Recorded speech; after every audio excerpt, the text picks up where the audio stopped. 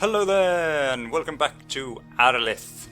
Last time we touched upon the subject of languages, but we didn't talk about learning languages and understanding them. So, upon creating a character, you're given languages based on your race and your class. So, a half-orc rogue would get both Orcish and Thieves' Cant, respectively. However, he would still be able to learn new languages based on his intelligence.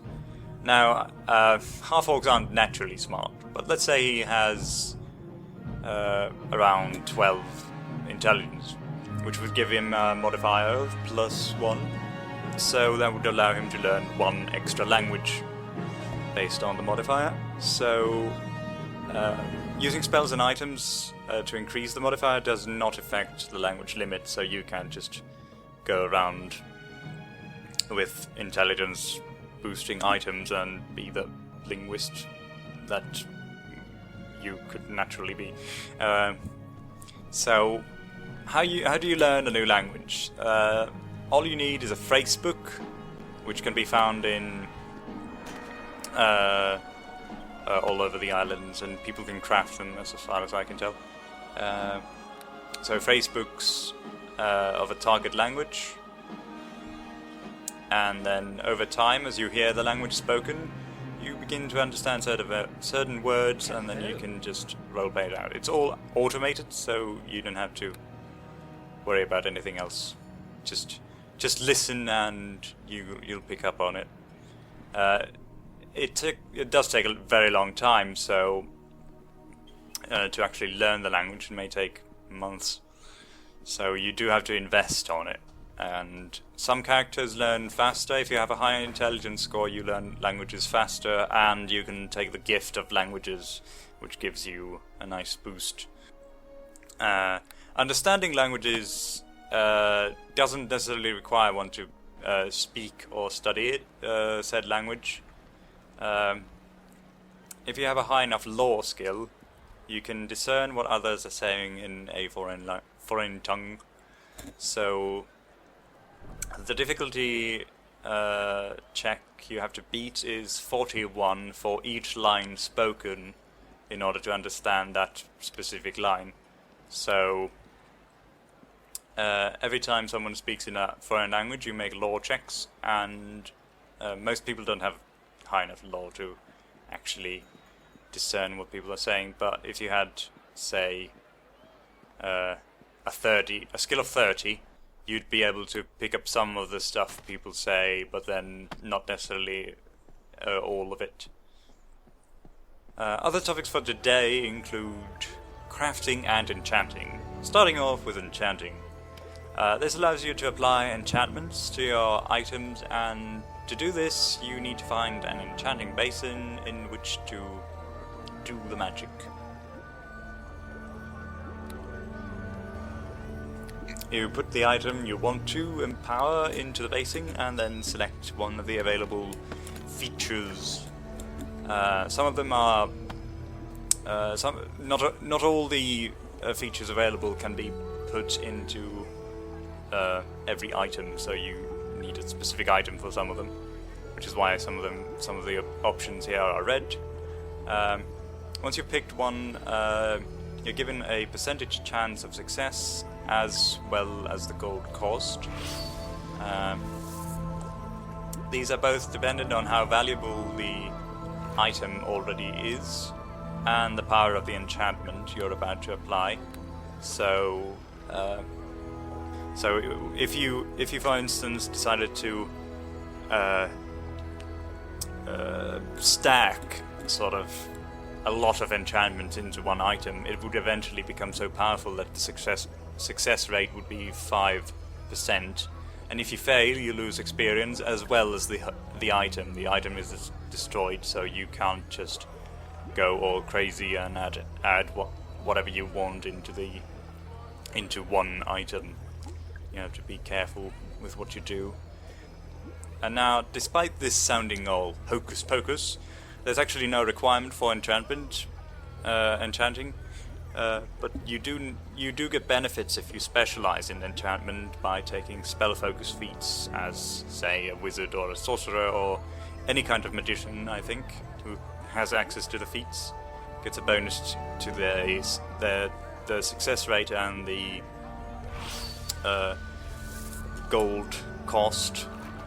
The thing I like about the spell focus thing is that you can actually be a wizard and apply your services to other people, like an enchanter, and then you go about and enchant to other people, so because it's cheaper that way for them to do it rather than them doing it themselves. So people usually seek out a competent enchanter to do this, and it creates roleplay. Hooray! On a roleplay server, what could be better? Now then, crafting. We have a bunch of trade skills here. There's carpentry, forging, art, crafting, tailoring, which is my trade currently, on this character anyway. Then there's alchemy, cooking, and that's about it. You can spend your crafting points on any of them, and you're required one crafting point in order to do anything in that specific trade. And these are effectively professions for your character. So you become a carpenter or a tailor or a blacksmith or whatever you can think of. And daily crafting points, you need to... like certain items require a certain amount of crafting points in order to be completed. So daily crafting points are the ones that you spend while you craft. This goes also for repairing items. If you repair an item, you spend your one daily crafting point in order to repair one durability point. So the higher your actual skill is in that specific trade, the more daily. Actually, you don't need. You just need to have levels.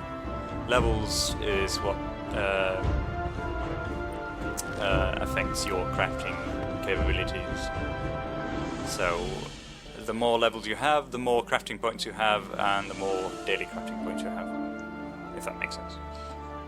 So, what can you craft then?